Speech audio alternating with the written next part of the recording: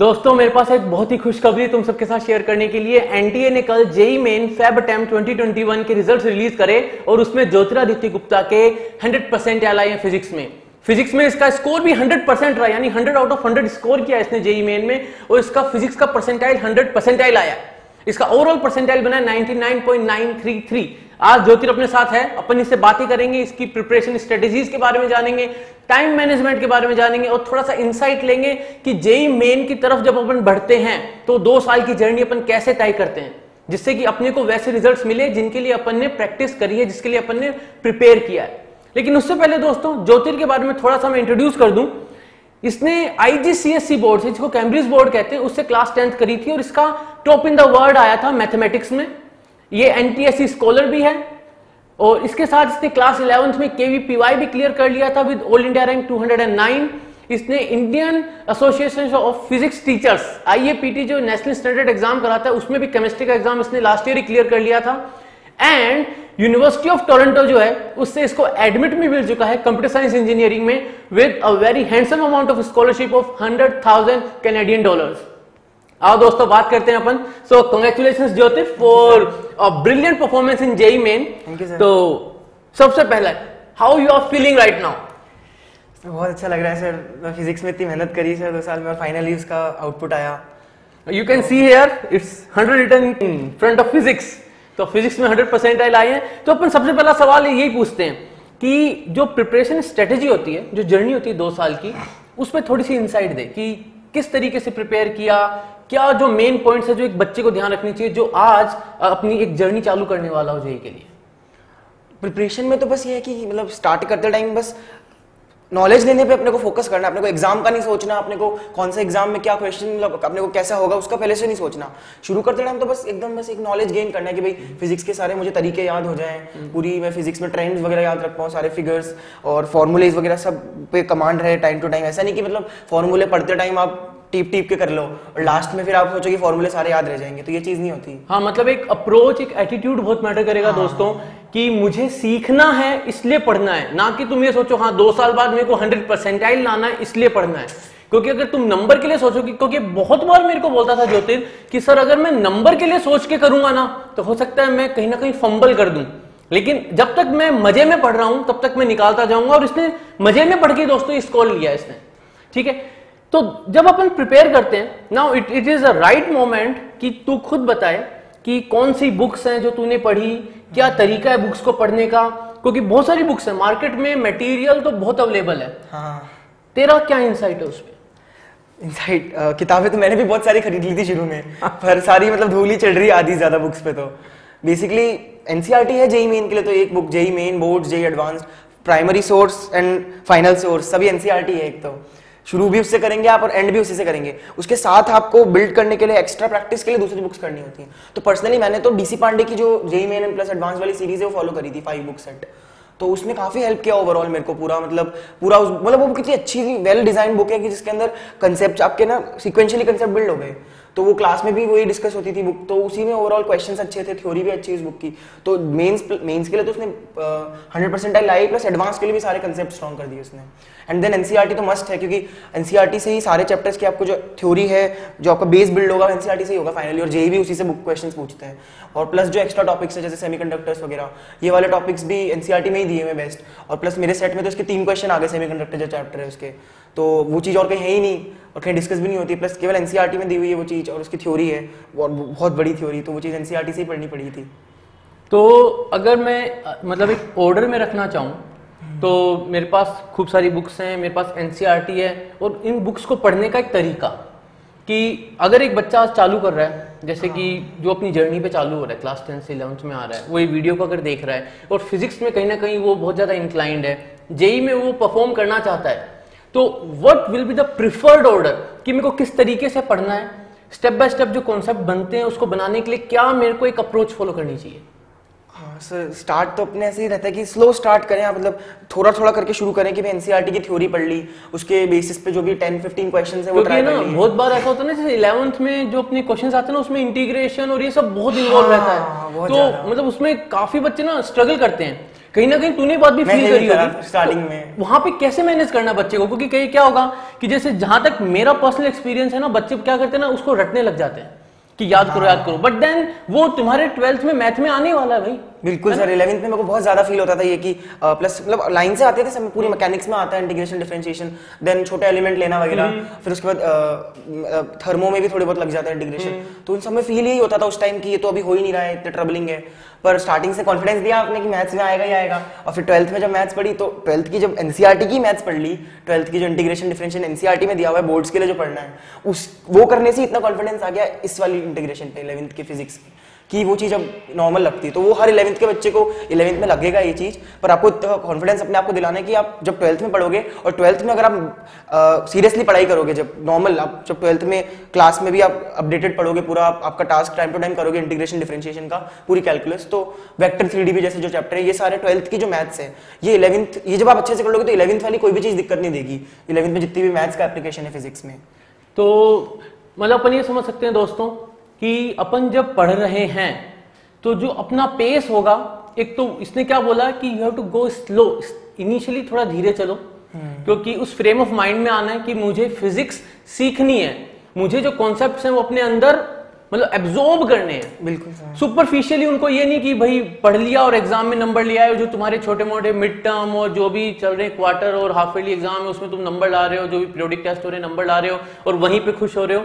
And एक और जो बात इसने एम्फेसाइज करी वो ये थी कि जब प्रैक्टिस कर रहे हो तो ये नहीं कि तुम फॉर्मूले देख देख के टेप टेप के क्वेश्चन सॉल्व कर लो, because on the day of exam ये अकेला ही कंप्यूटर स्क्रीन के सामने बैठा था। और वहां से एक और क्वेश्चन आ जाता है, जब तू एग्जाम दे रहा था उस वक्त ऐसा लग रहा था कि हाँ फिजिक्स ही है जिसमें मेरे 100% आने वाले हैं, या मतलब कोई दूसरा सब्जेक्ट था जिसमें ज्यादा चांसेस थे, लेकिन क्या हुआ, कहानी क्या हुआ? 11वीं से जैसे केमिस्ट्री बहुत ज्यादा पढ़ी थी स्टार्टिंग में भी अपन ने कि ओलंपियाड वगैरह के लिए पढ़ाई करी थी, और केमिस्ट्री में मेहनत भी बहुत कर रखी थी, एनसीईआरटी बहुत बार इन एंड आउट कर रखी थी, तो उसमें कॉन्फिडेंस ज्यादा था फिजिक्स के कंपैरिजन में कि केमिस्ट्री में फुल आएंगे, या फुल नहीं भी है तो 100% तो आएंगे ही आएंगे, क्योंकि तो लेकिन पर उसमें यही हुआ कि मेरे पेपर देते टाइम जैसे न्यूमेरिकल में 10 की चॉइस थी, तो 10 में से मैंने 4 तो कर लिए थे क्वेश्चंस, फिर 5वां क्वेश्चन मैंने जब मैं कर ही रहा था, एक इलेक्ट्रोकेमिस्ट्री का क्वेश्चन था, कुछ उसमें पोटेंशियल का मैग्नीट्यूड चेंज था, करते करते उस टाइम मेरे साथ ये हुआ कि मेरा कंप्यूटर बंद हो गया, ये शायद मतलब स्टार्टिंग का ही फेज था मेरा, शुरू हुआ पेपर्स के थोड़ी देर बाद कंप्यूटर बंद हो गया, फिर जो सेंटर के इन्विजिलेटर वगैरह कांटेक्ट करना पड़ा, उन्होंने फिर कंप्यूटर मेरा स्विच करा एकदम डिफरेंट लोकेशन पे, वहाँ मेरा लॉगिन वगैरह स्टार्ट किया, और उन्होंने कहा कि आपका यहीं से क्वेश्चन शुरू हो जाएगा, तो वो जब तक वो कर रहे थे सब सेटअप, तब तक मैं वो क्वेश्चन सॉल्व कर रहा था मेरी कॉपी पे जो मैंने लिख रखा था उस पे शीट पे, तो उसका आंसर वगैरह मेरा निकल गया पूरा एग्जैक्ट 4 डिजिट तक आंसर सही आ गया। तो जैसे ही पेपर शुरू हुआ उन्होंने कहा था कि उसी क्वेश्चन से शुरू होगा, तो मैंने फटाफट जो भी क्वेश्चन था तो मैंने बस फटाफट ब्लैंक्स वो देखा उसका न्यूमेरिकल का स्पेस और आंसर फिल करके सेवन नेक्स्ट करके बस आगे बढ़ गया, मैं फिजिक्स पे आ गया, केमिस्ट्री कंप्लीट हो गई मेरी। अभी जब मेरे मार्क्स जब मेरे वो रिस्पॉन्सेज आए थे तब मैंने देखा कि वो क्वेश्चन जो था एक केमिस्ट्री का मैंने फिल आंसर सही है मेरा, लेकिन मैंने जिस क्वेश्चन का आंसर है उससे ऊपर वाले क्वेश्चन में फिल कर दिया वो। ये बहुत जरूरी है दोस्तों, तो 4 नंबर यहाँ पे एकदम खराब लूज हुए। क्योंकि इसलिए जरूरी है क्योंकि बात 4 नंबर की नहीं है, बात उसके रिपरकशंस की है। 4 नंबर, फिर परसेंटाइल, फिर रैंक, और बाद में कौन सी डिग्री और कौन सी कॉलेज, यानी ये तो केओस थ्योरी वाली बटरफ्लाई इफेक्ट की बात होगी ना। हुआ क्या, हुआ ये कि जैसे बता रहे कि कंप्यूटर बंद हो गया, तो आपका भी हो सकता है, तो किसी भी बच्चे का हो सकता है ना कंप्यूटर बंद। तो अगर कंप्यूटर बंद हो रहा है तो अब जैसे अनएक्सपेक्टेड था, इसने चेक नहीं किया, हो सकता है कह सकते हैं कि भी थोड़ा इसकी साइड से ग्लिच है, बट देन उसके रिपरकशंस। तो ये बात ध्यान रखनी है, टाइम कुछ कम ज्यादा हुआ या टाइम उतना ही मिल गया था? टाइम तो वापस होता रिबूट हो गया था, जितना टाइम वेस्ट हुआ मतलब वहीं से शुरू हुआ था, बस खाली क्वेश्चन ही आगे पीछे हो गया, आगे पीछे हो गया। तो ये दोस्तों ये ध्यान रखना, जो भी अभी मार्च अप्रैल मई अटेम्प्ट हैं और जो भी प्रिपेयर कर रहे हैं बच्चे, ध्यान रखना कि अगर ऐसा कुछ होता है स्टे काम। और देखो इसने एक काम अच्छा किया ना, ये जो टाइम था जब इसका कंप्यूटर शिफ्ट हो रहा था, इसने बोला कि मैंने कैलकुलेशन कर ली, दैट वाज रियली गुड। और एक और चीज कैलकुलेशन से रिलेटेड सर जो मुझे जनरल बतानी है कि बच्चे जब 11th में होते हैं और जैसे एनसीईआरटी के भी सम्स कर रहे होते हैं या कोई बुक को फॉलो जिसको भी कर रहे हैं उसके क्वेश्चंस कर रहे होते हैं सब्जेक्टिव या से लंबे क्वेश्चन, तो उनमें वैल्यूज अजीब सी होती है कैलकुलेशन की, तो उसको वो करते हैं तो फिर उसको उनको लगता है कि ठीक है अभी कैलकुलेटर यूज कर लेते हैं, कि कैलकुलेटर में भी साइंटिफिक वाला भी नहीं करें तो बेसिक जो वो फोन वाला कैलकुलेटर आता है प्लस माइनस मल्टीप्लाई डिवाइड, वो यूज कर लेते हैं बच्चे। लेकिन अब इससे बाद में ये प्रॉब्लम आएगी, मैं अभी आपको सजेस्ट करना चाहता हूँ यही चीज कि इसको आदत को जितना कम डालें शुरू से उतना बेटर है, क्योंकि जो ये है कैलकुलेटर्स एनवीटी में, एनवीटी मींस नॉर्मल में भी सर ये क्वेश्चंस की जो कैलकुलेटर है आपको ठीक है ओलंपियाड में अवेल होगा कैलकुलेटर, केवीपीवाई में में भी मिलेगा, but JEE Main JEE advance वाले दिन आपको कोई कैलकुलेटर नहीं मिलेगा। और सम्स ऐसे भी नहीं आएंगे कि आप डायरेक्ट कर लो, कैलकुलेशन उनमें लगेगी। जैसे लंबे चौड़े कैलकुलेशन आपकी कुछ 2-3 क्वेश्चन में जली जाएगी, और तब आपको रियलाइज होगा कि मेरे को क्वेश्चन का कंसेप्ट पूरा पता है, मैं इस क्वेश्चन को अटैक भी सही किया है मैंने, बस मैं इसका आंसर नहीं निकाल पा रहा। ये फील आपको पेपर में होगा फिर कि जब अगर आपसे आंसर नहीं आएगा और आपको कैलकुलेटर पे बहुत, मेरे दोस्त हैं कुछ मैंने देखा, मतलब वो कैलकुलेटर पे शुरू में रिलाय करते थे पूरे 11th, तो 12th में जब वो आए तो जब पेपर्स देने लगे जेई के, तो कई क्वेश्चन ऐसे निकलते थे कि बच्चों के उनको क्वेश्चन पूरा आते हैं, उनको चैप्टर भी अच्छे से आता है, पर उनका बस कैलकुलेशन नहीं हो रही, उनसे आंसर नहीं निकल रहा उस क्वेश्चन। लेकिन प्रॉब्लम क्या है ना कि आप उस क्वेश्चन को कर रहे हो और आंसर नहीं निकला तो टाइम तो गया, टाइम पूरा 10 मिनट टाइम गया, आपका स्कोर गया, फ्रस्ट्रेशन जो वो अलग है, यानी स्ट्रेस और बिल्डअप हो रहा है उसके अंदर। आपको ऐसा फील होता है कि आपको आती चीज नहीं आ रही, और ये लगता है यार क्यों नहीं हो रहा, क्योंकि मैं लास्ट तक आ गया हूँ। और उसे सिली एरर बहुत होते हैं दोस्तों, क्योंकि वो क्वेश्चन जो है ना वो अगले क्वेश्चन को भी इफेक्ट करेगा, दिमाग में घूमता रहेगा बैक ऑफ द माइंड में बहुत बार। अच्छा, एक और क्वेश्चन अगर देखें तो बहुत बेसिक सा है कि बहुत बार है ना बच्चे बोलते हैं कि ना ये बहुत मैटर करता है कि जो अपन जैसे जेई का पेपर है 3 घंटे में करना है, 75 सवाल हैं, तो ऑर्डर क्या होना चाहिए। तो तेरा क्या ऑर्डर था, व्हाट यू फॉलोड? मैं तो पर्सनली केमिस्ट्री सबसे पहले करी से, बहुत फास्ट हुई केमिस्ट्री, 15-20 मिनट्स में एक बार पूरी केमिस्ट्री हो गई, बस जो मार्क्ड फॉर रिव्यू थे उनको छोड़ के। और देन फिजिक्स अटेम्प्ट करी, so within 1 hour physics chemistry दोनों हो गई थी ऑलमोस्ट। कितने कोई कुछ क्वेश्चंस छोड़ने पड़े? मतलब नहीं, थ्योरी क्वेश्चंस जो थे उनको मार्क फॉर रिव्यू कर लिया था, जिनमें कंसेप्ट्स थे कि एक बार इसको लग दिया है, बाद में वापस रिविजिट करूंगा कुछ और चीज बैक ऑफ द। मतलब मोटा अपन ये कह सकते हैं कि पहले 1 घंटा में 45 क्वेश्चंस, 25 दोनों के थे, तो 45 क्वेश्चन तो फाइनल आंसर हो गए थे। देन थोड़े न्यूमेरिकल्स थे जिनमें थोड़ा सा डाउट था, तो फिर उनका चेंज करके ऑप्शन थे तो दूसरे न्यूमेरिकल अटेम्प्ट कर लिए थे। एंड देन मैथ्स करी तो 1 आवर 15 मिनट्स 20 मिनट्स मैथ्स में लगे, फाइनल हो गई फिर मैथ्स उसमें, यानी you were left with some 40 minutes for recheck. तो उसमें फिर अराउंड 40 मिनट्स में 10 क्वेश्चंस 15 क्वेश्चंस वो थे। फिर न्यूमेरिकल्स जैसे तो वो जो रीचेक करा उसमें कुछ ऐसे क्वेश्चन थे जिसमें कुछ गड़बड़ कर रखी थी जो वापस करेक्ट करा? हाँ, करेक्ट हुए ना सर क्वेश्चंस। तो जैसे न्यूमेरिकल में थे तो उसका आंसर को पता चला कि अच्छे, तो न्यूमेरिकल में इस बार इंस्ट्रक्शंस तो हर बार बहुत इंपॉर्टेंट होते हैं, इस साल इंस्ट्रक्शन अचानक से एकदम शिफ्ट करे कि सारे आपके जो भी आंसर आ रहे हैं उनको राउंड ऑफ करके लिखना है। अच्छा, मतलब एनवीटी में न्यूमेरिकल वैल्यू नहीं था, ये इंटीजर ही हो गया, इंटीजर हो गया सर। हालांकि आंसर्स ऐसे थे 900 3,500 40,000 ऐसे आंसर्स आ रहे थे, तो एनवीटी मतलब 0 से 9 वाला इंटीजर तो नहीं था ये, बट आंसर सब इंटीजर में लिखने थे। इंटीजर में नहीं भी आ रहे तो आपको क्लोजेस्ट, जैसे एक क्वेश्चन का आंसर था 56.25, वहां मुझे काफी डाउट आ रहा था उस पर कि मैं सही तो कर रहा हूँ, मेरा आंसर ये आ रहा है, तो ये तो गलत हो, क्या पता गलत हो, क्या पता 56 लिखा, 56 तो 56 लिखा उसका, फिर सर सही हुआ फिर बाद में ऑफिशियल से भी। तो ये दोस्तों देखो यहाँ पे ना ये भी अपन जब बात करें ना तो ये बहुत रिलैक्स मोड में बात हो रही है, लेकिन एग्जाम टाइम है, 15 सवाल है, यानी 60 नंबर है तुम्हारे उसमें। वो 60 नंबर इस चीज पे डिपेंड कर रहे हैं कि तुमने इंस्ट्रक्शंस पढ़े कि नहीं पढ़े। क्यों? क्योंकि एनवीटी तो है, लेकिन अगर तुमको आंसर राउंड ऑफ करके लिखना है तो वो रेंज नहीं देंगे भाई, वो तो आंसर देंगे जैसे ये बोला है कि 56.25 था, तो ये अगर 56.25 लिख के आता तो इसने सही निकाला हो, बट क्वेश्चन बोल रहे हैं इंटीजर फॉर्म में लिखना है, आपको राउंड ऑफ करना है क्लोजेस्ट इंटीजर पे, तो 56 ही लेना पड़ेगा उसका। तो वहां पे इसकी मेहनत तो खत्म होगी ना कि इसने वो चीज नहीं पढ़ी। तो यहाँ पे बहुत गलती हुई। कोई ऐसा भी था कि प्लस माइनस के साइन थे इस बार या नहीं थे? इस बार सब सारे पॉजिटिव आंसर्स ही थे। अगर नेगेटिव भी आ रहे हो तो वो उसमें क्वेश्चन वाली मैग्नीट्यूड बोल रहे हैं उसको कि तो मैग्नीट्यूड ही रिपोर्ट करना है। और जैसे आपके आंसर्स ऐसे आ रहे थे कि कोई क्वेश्चन में सॉल्व करके 0.02 मीटर आ रहा था तो उन्होंने सेंटीमीटर में पूछा है तो उसका 2 रिपोर्ट करना है आपको। अच्छा, मतलब they made it very simple for you अगर इंस्ट्रक्शंस पढ़े हैं तो। वही सर, अगर 0.366 कुछ आंसर था तो उन्होंने जो बोला कि आंसर इज x × 10⁻⁻⁴, तो x रिपोर्ट कर दो, तो उसमें फिर सारे इंटीजर बन रहे थे आंसर। तो कुल मिलाकर सिग्निफिकेंट फिगर्स भी थोड़ी सी पूछ ली हर क्वेश्चन में उन्होंने, तो एक तरीके से कॉन्सेप्ट भी पूछ लिया हर क्वेश्चन में। ओके, तो प्रिपरेशन की अपन जब बात करते ना जोते, तो एक तो होता है भाई एक स्टैंडर्ड आप मटेरियल फॉलो करते हो, जैसे तू बता रहा है डीसी पांडे अपन ने करी, वैसी केमिस्ट्री है, वैसी मैथ्स है, सबकी बुक्स एनसीईआरटी करी first priority, NCERT first priority पे।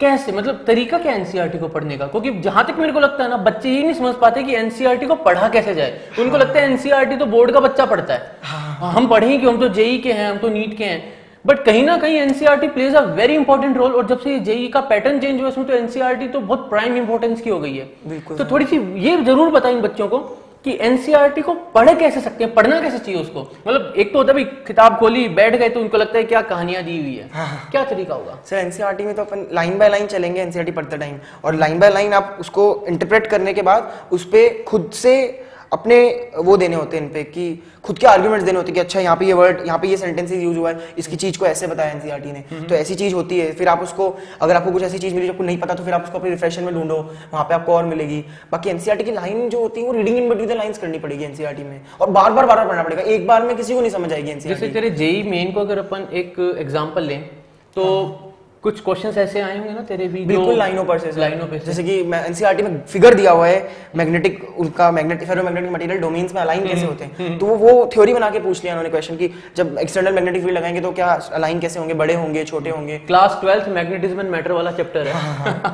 एंड सर एक वो 11th में जैसे थर्मो के अंदर जो 1/3 nmv² फॉर्मूला के साथ जो थ्योरी दी हुई है कि जो वॉल्स पे कोलाइड करते पार्टिकल्स, वो मोमेंटम ट्रांसफर वाला, वो थ्योरी पूछनी एनसीईआरटी, केवल थ्योरी क्वेश्चन। अब जैसे कुछ टॉपिक ऐसे हैं दोस्तों जो सिर्फ जेईई मेन में, एडवांस में नहीं, जैसे सेमीकंडक्टर्स। हाँ, उससे क्वेश्चन था सर जीना डायोड का।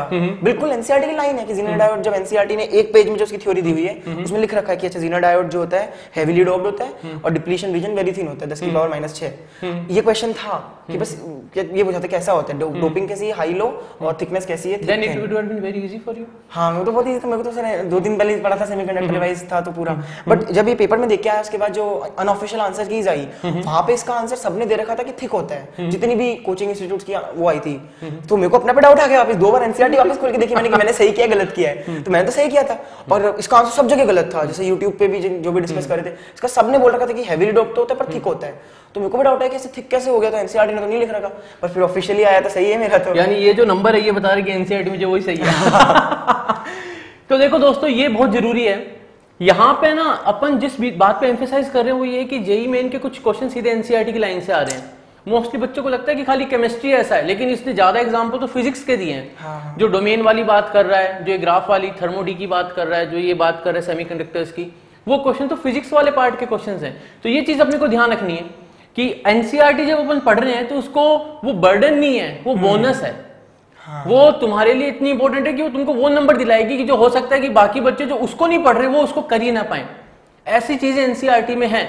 जैसे कि मेरे को एक क्वेश्चन ध्यान आ रहा है कि एक डेंसिटी का क्वेश्चन था। हाँ, केमिस्ट्री, ये ट्रांजिशन मेटल वाला। हाँ। अब वो लाइन लिखी हुई है जहां पे एनसीईआरटी डिस्कस करती है इसको लेंथेनोइड कॉन्ट्रैक्शन को। हाँ। उसके नीचे लाइन लिखी हुई है कि कॉपर तक शायद बढ़ती है, ऐसा लिखा हुआ है। और शायद ये क्वेश्चन था, ऑर्डर पूछ लिया था बेसिकली। तो सो सिंपल, मतलब अगर कोई 12th क्लास का बच्चा है ना तो 1 नंबर के लिए, बोर्ड के लिए 1 नंबर के लिए उसको याद करके जाएगा। हाँ। यहाँ पे 4 नंबर दिला रहा है, लेकिन वो जब होगा ना जब एनसीईआरटी को आप उतना इंपॉर्टेंस दोगे। लेकिन वो बात भी सही जो ये बोल रहा है, you have to read between the lines. Read between the lines क्या है, वो सारा अपन किसी और सेशन में इसी से पूछेंगे। अभी अपन और बाकी सवाल कर लेते हैं। क्यों? क्योंकि जो एक सबसे बड़ा सवाल है, मोस्टली बच्चे क्या करते हैं ना, मोस्टली बच्चे जेईई के जो क्वेश्चंस होते हैं वो प्रैक्टिस के टाइम पे सारे कर लेते हैं। मतलब जैसे कोई कॉन्सेप्ट पढ़ रहे हैं तभी सारे क्वेश्चन कर लिए, प्रिपरेशन के टाइम पे वो दूसरे पेपर सोल्व करते हैं। हाँ, ये तो सबसे माइनस पॉइंट होता है कि आपको बाद में रियलाइज होता है पेपर देने के कि आप जो भी आपने प्रीवियस ईयर क्वेश्चंस, वो तो करना ही है फर्स्ट चीज की। वो तो जब क्लास में पढ़ाया तो जो आपके जैसे मैंने जैसे पर्सनली 2019 तक के करे थे मेंस के क्वेश्चंस साइड बाय साइड। अच्छा, 20 वाले रख लिए थे? 20 वाले पेपर्स एक बार रख लिए थे। फिर जब पेपर था मेरा ओरिजिनल पेपर, उससे 1 महीने पहले से मैंने बस करा ही यही। लेकिन लास्ट के 2 हफ्ते तो रोज एक पेपर मैंने दिया 2020 का एक्चुअल जेईई मेन का previous year, January and September attempt के। तो वो चीज तो आपको लास्ट के लिए ही करनी होती है। और वो चीज आपको, तो जब तू वो पेपर करा था तो व्हाट्स योर पर्सनल एक्सपीरियंस, मतलब क्या वैसी फील थी उन पेपर्स में जैसी फाइनल डे थी? हाँ, यानी बिल्कुल से मतलब वैसा ही लगा। बस मतलब कुछ भी चेंज ना, जे का पैटर्न वही है। 2019 में भी पेपर वैसा ही था, क्वेश्चंस वैसे ही थे, 20 में भी क्वेश्चंस वैसे ही थे, इस साल भी क्वेश्चंस वैसे ही थे। एनसीईआरटी की लाइनों पर इससे थे जो आने होते हैं। यानी ये कह सकते हैं अपन कि अगर अपने को जेईई मेन की माइंडसेट में आना है तो don't waste all the previous year papers, कुछ बचा के रखो, एग्जाम से पहले करना चाहिए। और एग्जाम से पहले दूसरे पेपर्स नहीं करने चाहिए, कहीं कोई कोचिंग के पेपर्स या कोई किसी और ने कोई दे दिए या नेट से आपको कोई मिले या कोई रिफ्रेशर की बुक में सैंपल पेपर दिए हुए हैं, वो सारे बुक्स। क्योंकि ऐसे कभी-कभी ऐसा मैंने भी देखा है बहुत बार, जो पेपर्स आते हैं वो ऐसे रहते हैं कि जो जिसमें क्वेश्चंस टफ होते हैं, फॉर श्योर टफ होते हैं, लेकिन they may be demotivating also. That's what I feel. हां, बिल्कुल इररिलेवेंट कह सकते हैं, मतलब वो इररिलेवेंट है जेईई से। जेईई में जो क्वेश्चंस आने हैं वो जेईई के पेपर में आ रखे हैं, एंड अब जो नेक्स्ट ईयर दे रहे हैं अगर कोई पेपर्स, तो उनको तो इस साल के 30 पेपर्स मिल जाएंगे उनको, तो प्रैक्टिस बहुत बड़ा रिसोर्स हो जाएगा। और इफेक्टिवली वही बात है ना, रीडिंग बिटवीन द लाइंस वाली एनसीईआरटी की बात करें तो इतनी सारी चीजें मिलेगी कि you will become a pro कि एनसीईआरटी कैसे पढ़नी है, क्योंकि इतने सारे पेपर, इतने सारे क्वेश्चंस होंगे। ओके, तो अब 2 साल की पढ़ाई है, एग्जाम से पहले रिवीजन करता है हर बच्चा। तो अब 2 साल की पढ़ाई 2 दिन में तो नहीं हो सकती। तो कुछ समरी नोट्स या कुछ इंपॉर्टेंट पॉइंट्स कैसे? जैसे नोट्स का तो जैसे मैं को है ना सितंबर 2020 के सितंबर अक्टूबर तक तो और शुरू से लेके बचपन से लेके 2020 के सितंबर अक्टूबर तक मेरे को ऐसा लगता था, मतलब बहुत जोर आता था नोट्स बनाने में। मतलब ऐसा लगता था ये तो मैं एक चीज है जिंदगी में कभी नहीं करूंगा मैं, कि किताब खोलूंगा, इधर से किताब बुक खोलूंगा, वहां से यहाँ पे पॉइंट्स उठा के लिखूंगा। पर जब मेरे से फिर मैं उस टाइम पेपर्स देता था, पेपर से मेरे से वही रिपीटेड एरर्स होती थी, तब मेरे को ये चीज फाइनली रियलाइज हुई कि कितना भी ये चीज अपने को खराब लगे, खराब राइटिंग के नोट्स बने, पर एक बार नोट्स बनाओ, क्योंकि लास्ट में यही चीज है जो आपको गैप जो आपका है वो फिल करवाएगी पेपर में। तो बस वही करा मैंने। फिर जैसे फिजिक्स, केमिस्ट्री, मैथ्स तीनों के मैंने सेपरेट एक नोट्स का भी मेंटेन करी, और बड़े नहीं छोटे छोटे नोट्स बनाए। जैसे एक डेढ़ पेज के नोट्स थे हर चैप्टर के, जिसके अंदर जो ऐसी चीजें थी जो मैं बार बार उनको पता है कि मैं भूल जाता हूँ, ये वो फॉर्मूले थे थोड़े बहुत या कंसेप्ट थे, तो वो किसी की प्रॉपर्टीज थी वो लिख ली मैंने। और उसके अलावा ऐसे क्वेश्चंस जो मैं करता था, जो क्वेश्चंस में कुछ नया कंसेप्ट मिला, तरीका मिला, तो तरीका लिख लिया छोटा सा 2 लाइनों में, कि मेरे को वापस पूरा तरीका याद आ जाए कभी भी पढूं तो। वही चीज मैंने बना ली, और फिर उसको मैंने रिपीटेड हर 15-20 दिन के गैप में रिपीटेड रीडिंग करी उसकी बार बार। मतलब जैसे अब नोट्स की अपन बात करें तो क्या तीनों सब्जेक्ट के लिए बराबर ही थे, या कुछ ऐसा था कि तेरे को केमिस्ट्री में बात करें ऑर्गेनिक, इनऑर्गेनिक, फिजिकल है, तो तेरे को लगा कि फिजिकल में तो ठीक चल जाता है मेरा, लेकिन इनऑर्गेनिक ज्यादा करनी है, ऑर्गेनिक थोड़े ज्यादा लिखने हैं। वो एनीवे आपके किसी भी बच्चे के इनऑर्गेनिक में ज्यादा ही बनेंगे नोट्स, क्योंकि याद करने वाली चीजें इनऑर्गेनिक में ही सारी, एंड देन ऑर्गेनिक में बनेंगे, क्योंकि उसमें भी आपके जो याद करने वाली चीजें वो आप लिखेंगे नोट्स में, बाकी मैकेनिज्म्स तो ऐसे हैं कि वो आप प्रैक्टिस में करेंगे तो उनको। एंड फिजिक्स के भी नोट्स काफी बने थे मतलब मेरे, क्योंकि उसमें मेरे को जो क्वेश्चंस बहुत सारे प्रैक्टिस करे थे, तो उसमें बहुत सारे क्वेश्चन नई चीजें मिली थी मेरे को, तो सब नोट कर ली मैंने। तो फिर पेपर में ऐसा कुछ दिखा ही नहीं कि जो ट्रबलिंग हो या कुछ नया हो, ऐसा कुछ नहीं दिखा ओरिजिनल पेपर में। एक ऑनेस्ट क्वेश्चन है, एनसीईआरटी है फिजिक्स की, back of the chapter questions, वो कैसे लगते हैं जब सॉल्व करते हैं?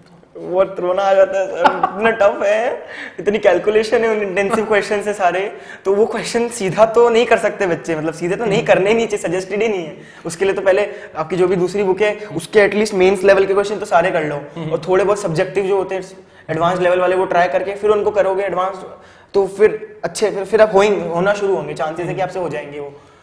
लेकिन कहीं ना कहीं ऐसी अप्रोच देखी मैंने बच्चों की जिनको लगता है एनसीईआरटी करने से क्या हो रहा है।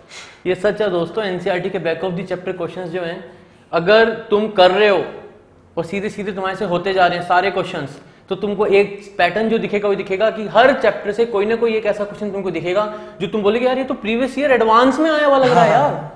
ये मैं बता रहा हूं तुमको, अगर ढंग से तुम कर रहे हो ना, शिद्दत से मन लगा के कर रहे हो तो। क्यों? क्योंकि तभी मैंने इसे पूछा है, क्योंकि क्या रहता है ना कि बच्चों के दिमाग में रहता है कि हाँ एनसीईआरटी कर लेंगे। तुम बच्चे जो एनसीईआरटी कर रहे हो ना, जो वो रेफरेंस वगैरह से लेके कर रहे हो, वहां पे जो back of the chapter questions हैं, if you directly look at the solutions to those questions, तो तुम उनको अप्रिशिएट नहीं कर पाओगे। टाइम लगाओगे तो अप्रिशिएट कर पाओगे। बहुत सारे क्वेश्चंस हैं जो बैक ऑफ द चैप्टर में है, अच्छे हैं। जैसे कि अगर बात करें अपन 12th की एनसीईआरटी की, तो उसमें तो कोई चैप्टर ऐसा है ही नहीं जिसमें 1-2 क्वेश्चन ऐसे ना हो जो कि तुम्हारा पूरा का पूरा 3-4 घंटे का टाइम निकाल। एग्जांपल्स जो है इन बिटवीन एग्जांपल्स भी बहुत अच्छे हैं, बिल्कुल बहुत अच्छे। जेईई में एक बार क्वेश्चन आ गया था सेमीकंडक्टर का एग्जांपल का, तो उसमें उन्होंने वैल्यू भी चेंज नहीं करी। जो एनसीईआरटी का फाइनल आंसर था वो न्यूमेरिकल में आया था जेईई में पिछले साल, तो वही आंसर था उसका भी जेईई में जो आया, सेम क्वेश्चन था। लेकिन वो जो है पर्टिकुलर वो एग्जांपल भी वन ऑफ द टाइप है। हाँ, वो वन ऑफ द टाइप है, मतलब ऐसा नहीं कि on the day of exam तुम कोई इधर उधर का लगा के उसको कर दो, तो one of the type questions है, स्पेसिफिक तरीका है। थर्मो वाला अपना जैसे सर के डेल्टा टी लेके जो एक तरीका बता रखा है एवरेज लेके करने का, the last example in the chapter. So कुल मिला के दोस्तों ये कुछ इनसाइट्स अपन ने देखी। अभी तो ये जेईई एडवांस के लिए भी प्रिपेयर कर रहा है, तो now he will be focusing on his JEE advance and class 12 boards. तो ये कुछ इनसाइट्स थी अपनी, इससे अपन ने जो बात करी। तुम्हारे कोई भी डाउट्स हो प्रिपरेशन से लेके, और तुम और कुछ पूछना चाहते हो, बिकॉज अभी मार्च अटेम्प्ट आने वाला है, अप्रैल है, मई अटेम्प्ट है, तो you can write that down in the comment section. We will be very happy to help you out. Specifically, I'll ask him if he'll get some time, क्योंकि obviously अगर ये पढ़ रहा होगा तो I will be answering on behalf of him. लेकिन we will try to address your queries कि किस तरीके से prepare करना है, क्या है, कोई भी छोटी मोटी चीजें हो तो we'll be really happy to help you guys. तो ठीक है ज्योतिर, अच्छा था। And again, congratulations for this really magical number in front of physics. 100% and all the best for your JEE Advanced and Class 12 boards. ठीक है दोस्तों, तो video अगर पसंद आया तो लाइक करो, शेयर करो, सब्सक्राइब करो। अपने फ्रेंड सर्कल में भी इस वीडियो को शेयर कर सकते हो, जिससे कि और भी बच्चों को हेल्प मिले, उनको भी पता चले कि किस तरीके से you should approach JEE main type of exam को कैसे अप्रोच करते हैं। ठीक है, तो मिलेंगे अगले वीडियो में दोस्तों, तब तक के लिए जय हिंद।